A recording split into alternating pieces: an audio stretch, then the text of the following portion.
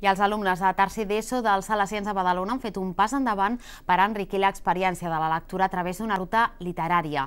La proposta els ha arribat a partir del professor Toni Cotet, que a través del llibre La mort a 625 del també badaloní Jordi Cervera han recorregut diferents punts de la ciutat per descobrir els lligams que hi ha entre la realitat i la ficció en el camp de la narrativa.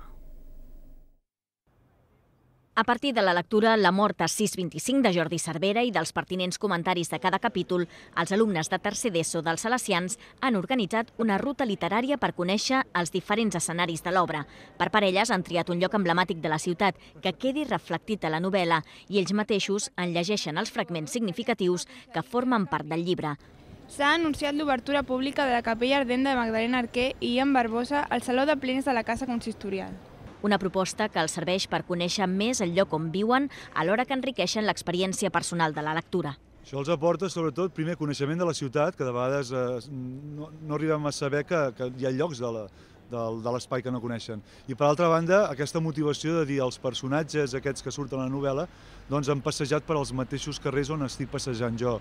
I és una idea molt bona per tal que ells es puguin fer mentalment tot l'argument de la novel·la. Dues de les alumnes que han participat de la ruta literària són l'Andrea i la Nerea. L'Andrea Fernández va triar la plaça de la Vila com un dels escenaris que formen part de la novel·la juvenil de Cervera. M'ha semblat molt bé perquè m'ha ajudat molt a imaginar-me com treballa un escriptor en l'ambientació d'un llibre i m'ha semblat molt interessant. La plaça de la Vila, la plaça Josep Cortines, la Rambla o el carrer d'en Felip i d'en Rosés són només alguns dels escenaris de Badalona per on Cotet i els seus alumnes s'hi van passejar. Un dels escenaris importants de la trama és precisament aquesta casa modernista de dalt de la Vila, on en aquesta novel·la negra hi viu un jugador provinent de l'NBA i que s'ha traslladat a Badalona un cop fitxat per la penya.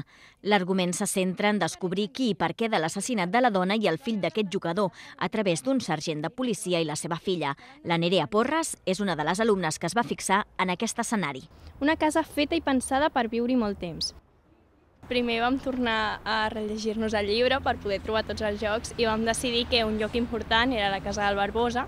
Està molt bé descrit al llibre, tots els elements principals estan escrits, el que passa que està molt més derruïda que com està descrita en el llibre.